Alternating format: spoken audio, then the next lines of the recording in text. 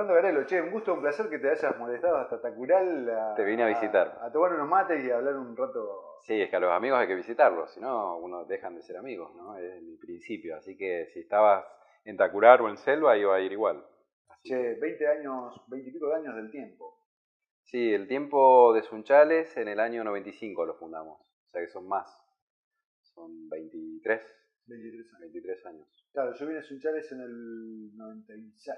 Claro, yo lo fundé en el 95. Así que sí, muchos años. Un periódico que hizo un poco de escuela, ¿no? Porque le dio el primer ritmo, la impronta periodística, digamos, profesional, entre comillas, y un poco la velocidad de lo que era un diario, ¿no? Si bien no era diario, salía 3 veces por semana, con mucha inmediatez, ¿no? En el tratamiento de las noticias, un poco de rigor, sentido crítico que lo tuvo de manera accidental, porque la idea mía no era hacer un periódico tan crítico. Luego quedó así y bueno, pues a veces la realidad te lleva. Sí, era la impronta que tenía el tiempo, ¿no? Sí, fue así. El tiempo, en realidad yo lo planifiqué como un periódico profesional, pero no tan crítico como terminó siendo. Lo que pasa es que, bueno, fuimos muy rechazados por el entonces intendente Trincheri, que a mí me llamó mucho la atención la negativa que él tenía para que hubiera periodismo en Sunchales, ¿no? Y hoy me doy cuenta por qué. Digamos, en su momento me sorprendió, yo era mucho más inexperto, ¿no? Hoy me doy cuenta que se dio cuenta enseguida, advirtió él enseguida que iba a ser problemático tener un periódico que investigara, que no tuviera compromisos, que no viviera de la pauta oficial, y evidentemente el instinto le dijo esto hay que tratar de frenarlo, ¿no? Y ahí surgió un enfrentamiento con Trincheri que modificó un poco la historia del diario, pero yo creo que para bien, porque el diario hizo un periodismo crítico que la ciudad no tenía desde hacía muchísimos años. Vos que te gusta la historia, Marcelo, lo tenía con la pelea entre socialistas y la gente de la iglesia, ¿no? Sí. No me acuerdo Eso cómo se fue... llamaban los periódicos, pero eran periódicos muy combativos, ¿no? Sí. Eso se perdió, estuvo anestesiado por el ECO era como un boletín informativo. No, aparte recontra ultra oficialista, ¿no? Sí, el ECO nunca se jugó por nada, ¿no? Era un diario que siempre hizo la plancha, como hizo la plancha y sigue haciendo la plancha la comunidad Sunchales, es una comunidad muy especial, ¿no? Yo soy sunchalense de nacimiento, entonces los entiendo, comparto la idiosincrasia. Creo que soy diferente porque, bueno, estuve viviendo mucho afuera, tuve otras experiencias, pero comparto muchas de las cosas. Yo lo entiendo al sunchalense. Entiendo la forma en que funciona, la forma que tienen de pensar. Obviamente hay cosas que no comparto, pero me parece que es una idiosincrasia muy particular. Uno lo ve. A mí me tocó dirigir el diario de Rafaela y la idiosincrasia de Rafaela y de Sunchales son diferentes y están a 40 kilómetros de distancia. Y de verdad yo no me sentía a gusto en Rafaela, yo me siento más a gusto en Sunchales, por ejemplo. Y son valores muy diferentes. Son códigos diferentes, es otra historia. Yo creo que el rafaelino, al santafesino, le cuesta mucho entender a este pensamiento medio ultramontano, ¿no? De gente del Piamonte que viene muy cerrada, ¿no? A la vez muy, muy abierta, pero también muy cerrada y muy estricta y muy dura en los principios que tienen, ¿no? Hacerlos cambiar de idea es durísimo. Siempre, por más que se estén muriendo, está todo bien, ¿viste? Sí, y tienen un criterio político, por ejemplo, a mí me gusta, son durísimos en las elecciones. Ser candidato en Sunchales es muy difícil. Sí, pero también hay mucha incoherencia. A ver, hay cuestiones lógicas, o sea, que son, y yo las llamaría casi indigeribles. O sea, no te olvides que pasas de tener un intendente vecinalista a votar a un presidente como es López Murphy. Sí, yo siempre digo que no lo puedes creer. Yo siempre digo que recuerdo que en Sunchales ganó López Murphy. Sí, que iba a privatizar el Banco Nación, ¿no? O sea, imagínate ya con ese... Imagínate, claro, ¿viste? Y venimos de un gobierno también peronista, kirchnerista, porque Lati está bien identificado, y pasamos a una concejalía de Cambiemos y un intendente socialista. O sea, esos cambios... Sí, esos barquinazos. Que voy a decir, ¿cuál es la ideología? Bueno, el sunchalense es conservador, como toda gente de los pueblos, del interior de la Argentina, pero tiene una tradición socialista y de cooperativas que por ahí lo descoloca un poco. Pero lo tiene tan metido en el ADN que es importante y muchas veces florece. Y cuando florece producen cosas buenas. Cuando aparece la parte del enano fascista, como decía Lorena Falacci, viene el conservadurismo y te terminan votando a López Murphy, o bueno, a Macri en este caso, ¿no? Y hay una cuestión también, ¿no? O sea, es ambivalente, digamos, en eso coincido con vos. Vos fíjate, el tema de las cooperativas y el trabajo y el esfuerzo que se hace en el trabajo con las escuelas primarias, sobre todo, y las cooperativas, que está fantástico, está buenísimo, ¿no? Porque acá las escuelas, Rural, la escuela primaria tiene superávit y compra cosas a través del sistema cooperativista que hacen los chicos de sexto y séptimo grado, creo que lo manejan.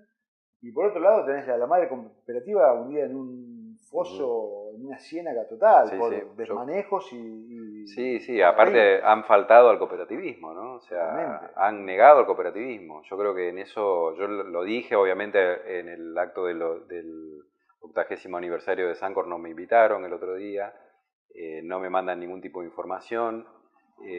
Se manejan con medios de Buenos Aires. Fue escandaloso lo que hicieron, porque manejar ese proceso de crisis sin siquiera dar una comunicación a la comunidad es escandaloso. Yo lo dije en la radio, ¿no? Los chicos me entrevistaron y yo no pensé que iba a llegar a ver eso en Sunchales. Y son 2 o 3 personas en particular, están totalmente señalados quiénes son. Son los responsables de haber llevado al colapso a una de las cooperativas más grandes de Latinoamérica. Y esto todavía no ha terminado. Ahora hay versiones, rumores de que la cooperativa se podría llegar a reinventar con la planta acá de Sunchales, mantener puestos de trabajo, dedicarlo más que nada a la exportación, enfocar la actividad a la exportación de commodity, como leche en polvo, ¿cierto? Y eso sería bueno, pero sería volver a empezar, ¿no? Pero sí, han hecho un daño tremendo. Yo creo que le han hecho, yo lo dije en varias notas en Primeros Sunchales, una es el daño a la identidad, porque vos el daño económico a lo mejor lo podés reparar con 3 o 4 décadas de buenos periodos, de una economía favorable, a lo mejor podés levantarte de nuevo. El tema es que el daño a la identidad de la ciudad es muy grande. Y tengo amigos en el grupo Sancor Seguros que se han visto afectados, porque yo, por ejemplo, que vivo en Rosario, yo todo el tiempo tengo que explicar que son 2 empresas diferentes. Imagínate, tienen el mismo nombre. Y el desastre que han hecho... Decí que los argentinos estamos anestesiados, entonces la noticia de Sancor pasó como una más, ¿no? Sí. Pero si todo fuera más estable, la noticia de Sancor hubiera sido escandalosa. Y yo no sé si no hay ahí negociados. Porque yo que denuncié personalmente lo de los gremios, lo del gremio lechero, me daba mucha espina a mí que, por ejemplo, Ponce estuviera negociando la venta de la empresa. ¿Qué está haciendo él? ¿Qué lo hace? ¿Por amor a la patria? ¿O lo hace a título oneroso? ¿O va a tener alguna comisión? ¿No? Vos estás hablando de vender una de las empresas más grandes del país. Se lo das a un gremialista que con el famoso fondo solidario la termina de reventar, ¿no? Así como reventó a muchas pymes para hacer proyectos faraónicos. Yo lo dije, la gente leyó todo lo que yo puse. Fueron notas que tuvieron una repercusión tremenda, ¿no? A mí me llamó mucho la atención todo eso. Y creo que de adentro debe haber habido alguien que se benefició o espera beneficiarse con la caída de Sancor. Es indudable. O sea, a ver, mirá, yo he tenido acceso a algunos documentos y los sueldos de ciertos, como decís, personajes son estratosféricos. O sea, cuando vos estás en crisis, me parece que lo primero que tenés que hacer viste, decir, che, loco, nos ponemos el overol todos y vamos a trabajar. Y no, hay gente que realmente... Y no renunció nadie, Marcelo. No renunció. El otro día me comentaban el responsable de comunicación que en plena crisis de Sancor te mandaba parte de prensa diciendo que habían sacado un nuevo yogur. O sea, había miles de familias que estaban pensando que se quedaban sin trabajo, localidades enteras pensando que sucumbían, y este señor mandaba parte de prensa diciendo que sacaban nuevos yogures. Que parecía una burla, ¿no? Vos le mandabas unas preguntas y él te contestaba con algo así. Este señor estaba dirigiendo el acto ceremonial del 80º aniversario. Bueno, pero a ver... algo bizarro, ¿no? Porque Fernando, es parte de lo que yo te estoy diciendo. O sea, acá se está acostumbrado, no solamente en Sunchales, sino en Argentina, a meter toda la bosta arriba de la alfombra, abajo de la alfombra. Sí, ni hablar. Y de golpe esa mierda empieza, viste, a explotar y vuela, y cuando vuela... Lo que yo me quedo tranquilo es que los ejecutivos y los directivos que son responsables de todo este desastre no van a poder seguir, porque vos pensás cualquier idea de recuperarla a la compañía con su identidad y su fisonomía como Sancor, ¿no? O sea que ahí no sé lo van a tener que sacar del medio. O sea que me voy a permitir... Podés contradecirme, no hay ningún problema. Sí, ¿sabes por qué te lo digo? Porque hoy me estaba acordando con un amigo del 2001. ¿Te acuerdas cuando en el 2001 se fue, el grito fue generalizado, que se vayan todos? Sí. ¿Y todo qué hicieron? Se cambiaron el rulo de lugar y están de vuelta. Sí, pero vos estás hablando de político, acá estás hablando de management. Pero son iguales. No, pero fíjate, ahí te voy a decir... No, pero te voy a decir algo. Cuando acá todas las operaciones de prensa que se hicieron para tapar el gran desastre, que decían que lo iba a comprar Fonterra, yo me reía para no llorar, ¿no? Pero decía, vos te pensás que los neozelandeses, que son una cooperativa que dominan el 25% de las exportaciones de lácteos del mundo, que cuidan cada centavo, le van a dar a Ponce y sus secuaces $200 por empleado por mes para que el señor haga la filantropía que él dice que hace. O sea, si vos conocés un poquitito de la economía mundial, te das cuenta que el precio de la leche en polvo se negocia a matar o morir, ¿entendés? Y los chinos pueden meter leche en polvo, los neozelandeses, quien quiera. O sea, el mundo necesita vender productos. Todos los países quieren exportar.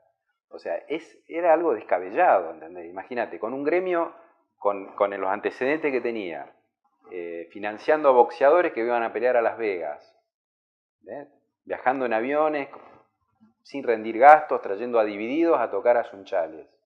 O sea, imagínate, los neozelandeses que dicen, nosotros son tipos serios, ¿entendés? Que han logrado copar el mercado mundial, ¿entendés? De lácteos, se van a asociar a esa gente.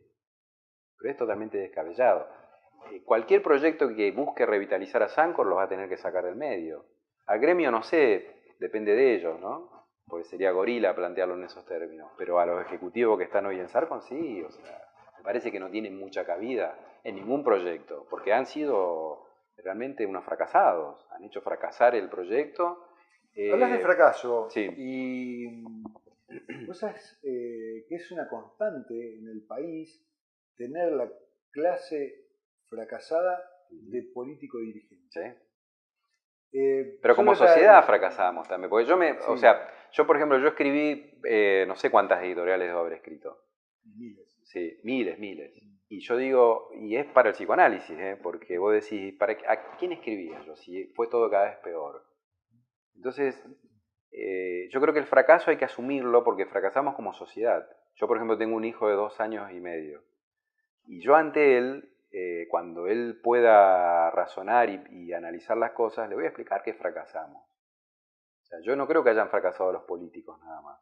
fracasó toda la sociedad y nos tenemos que hacer cargo de ese fracaso. Sí, Yo cuando por se ahí. recuperó la democracia, que vos tuviste una participación muy activa, que Ujú. mucho más que yo, ¿no? Pero políticamente hablando, ¿no? Yo creo que ahí había expectativas Sí, y se perdieron todas esas se expectativas. perdieron. O sea, vos pensás que hoy tenemos 15 millones de pobres. Ujú.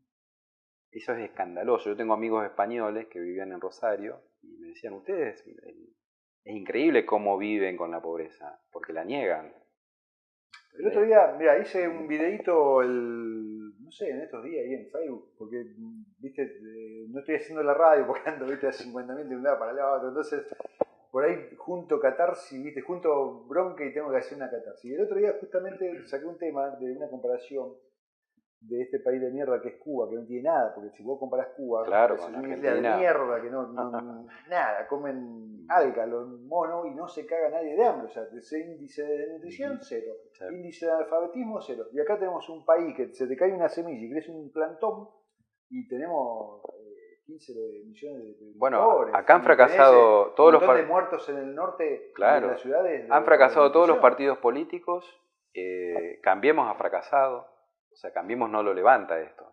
Cambiemos nos regala una crisis, una mega devaluación gratuita, porque si hubieran manejado bien las cosas esto se podría haber evitado por la impericia, ¿no? La incapacidad de gente como Peña, gente como Duhovne. O sea, son tipos que vos te das cuenta que son realmente incapaces. Y no lo va a resolver. O sea, ¿quién cree que Cambiemos va a llegar a la pobreza cero que planteaba en la campaña electoral? Nadie. Entonces nos encontramos con una sucesión de gente que como vos decís, se reciclan, partidos políticos que han fracasado rotundamente. Yo creo que hay que dar vuelta a la página. A mí cuando me dicen, ¿y vos tenés militancia? Yo no tengo militancia política, pero creo que no, vos no podés elegir nada de lo que hay. O sea, hay que plantear nuevas alternativas. Hay ejemplos con lo que vos decís, la pobreza, la desnutrición, se puede resolver. No son problemas que vos no los puedas resolver. ¿Entendés? Evidentemente no hay voluntad, no hay capacidad para hacerlo. Tampoco hay interés. No hay Sí. interés porque la pobreza no deja ganancia. Sí, es todo un tema. La pobreza no deja ganancia, por eso fracasan. O sea, resolver la pobreza es una inversión muy grande. Mira, vos sabés que yo estuve muy metido en el gobierno cubano, sobre todo amigo del ministro de Cultura. Y ellos me contaban, o sea, lo que fue la inversión de ese famoso colectivo Camión Cine, que iban con maestras y que iban con profesores a educar a los guajiros al monte y a enseñarles que había todavía, aparte del machete y el coco. Y se hizo, y de esa forma se educó. Son 57 años de invertir en cultura.